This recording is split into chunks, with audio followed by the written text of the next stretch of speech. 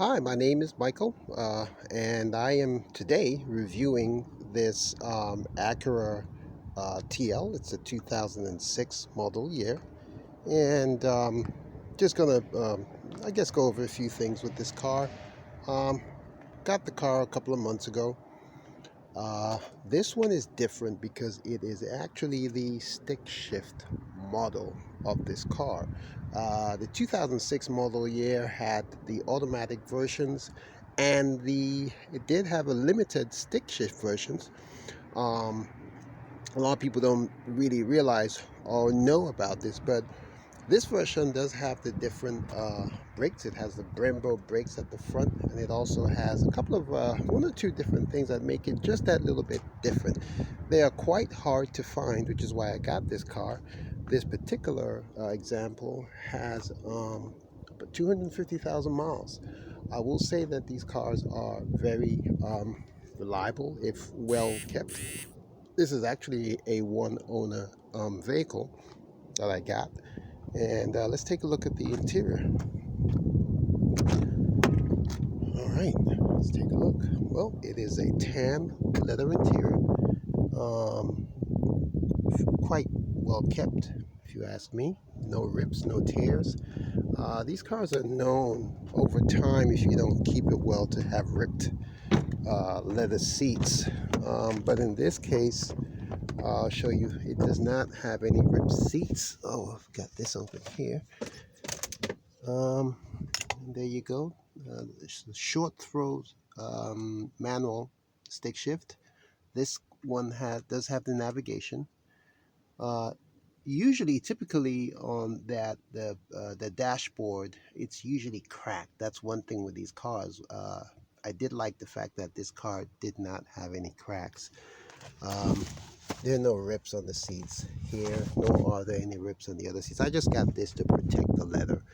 Um, so this is actually a pretty nice one. Let's take a look at the engine bay and see how that looks. All right.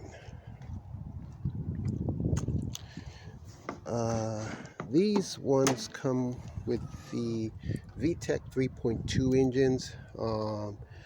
Pretty much Honda does use this engine configuration across different cars, including the Honda Odyssey and the V6 version of the Honda Accord.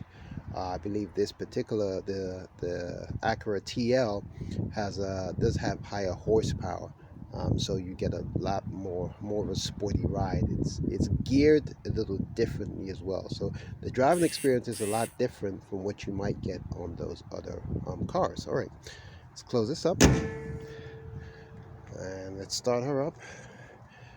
Now, bear in mind, I have not started this vehicle in probably about 2 weeks, and so let's see. Oh boy, she starts right up, and you can hear that engine, 3.2 motor.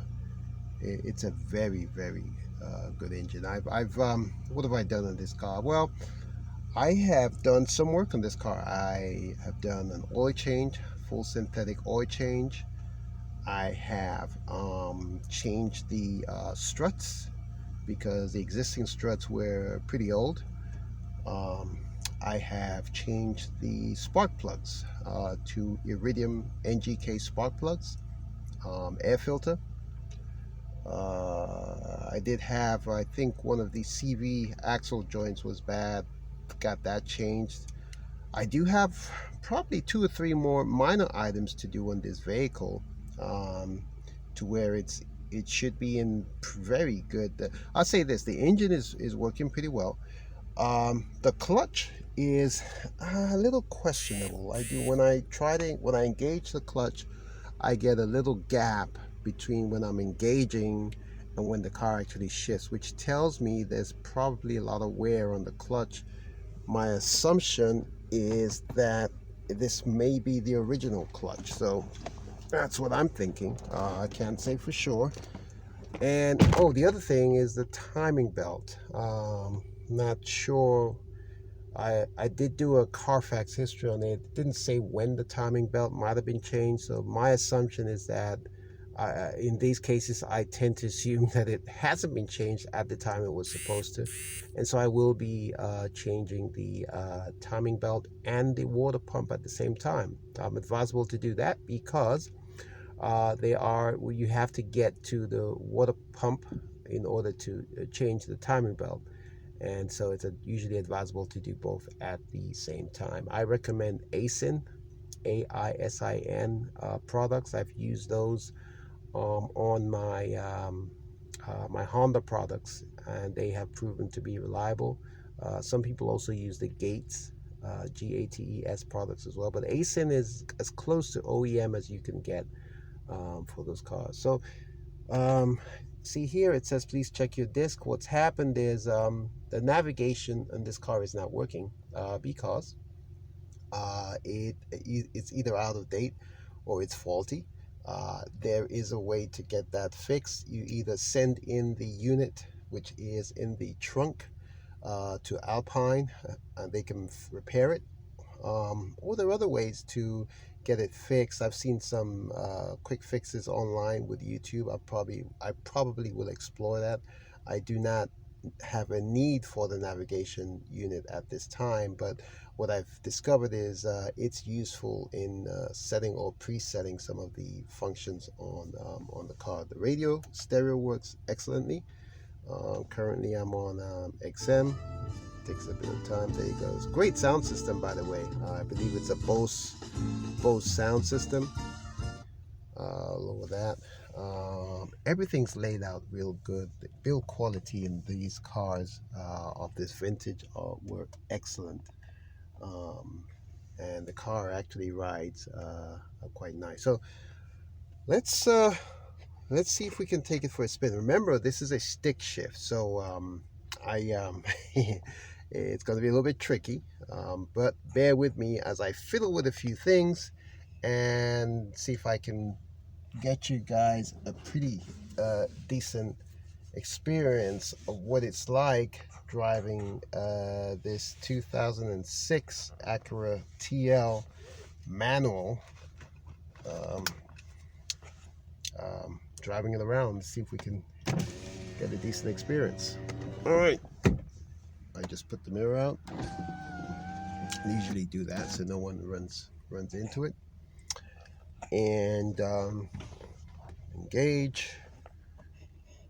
All right.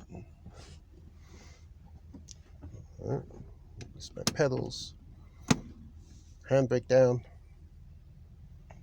Car's running good. No issues. Engage. I've got a car. Well, my daughter's car is behind me, so I am going to move forward a little bit.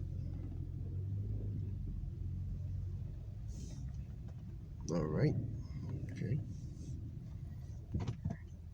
All right. There we go. By the way, this has 1, 2, 3, 4, 5, 6 gears. That's pretty good. I actually forgot to say I did take this car on a road trip to Atlanta probably about a couple of weeks ago, and it ran flawlessly.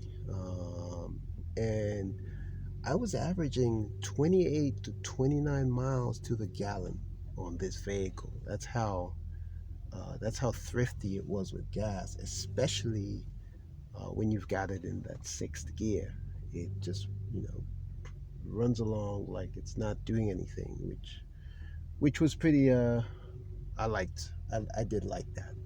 So you can use this as an everyday car as well as get some good performance out of it. And boy, does she perform on the highway. Overtakes effortlessly and just keeps going. So I do really like this third generation TL. It's really good. All right, okay, so I got it in first gear. I'm not gonna be for too long since I'm trying to get this video done. Don't worry, guys, I'm gonna become a better professional at this. All right.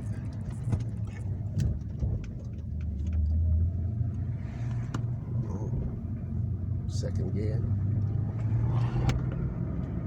There she goes.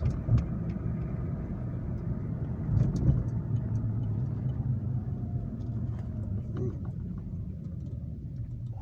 right. Okay. Let's see.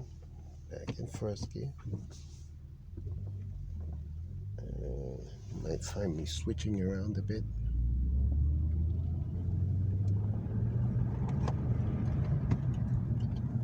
Oh, that's me. Swift changes. And there we go. All right.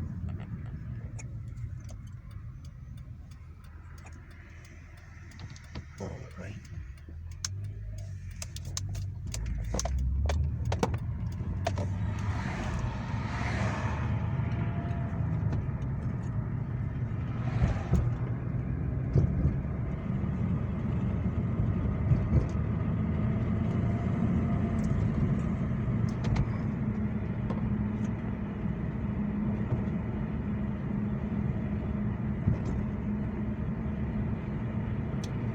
For a car that's done 250,000 miles, she runs excellent, absolutely excellent.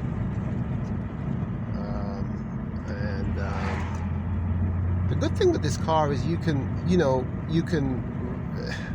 I guess you can drive it like a real sports car, but at the same time, you can really drive it just like an everyday car. I think that's actually, amazing. All right, okay. Let's see if I can give you guys a sense of what you can do.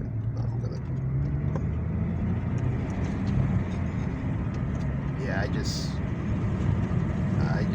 let her rip there, and she just went.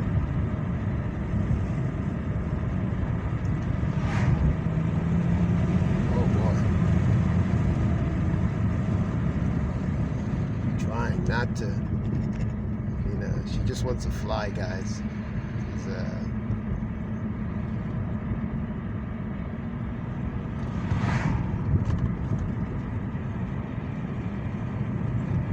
All right, I'm gonna go into fifth gear. I just went into fifth gear, guys, and I'm gonna go into sixth gear.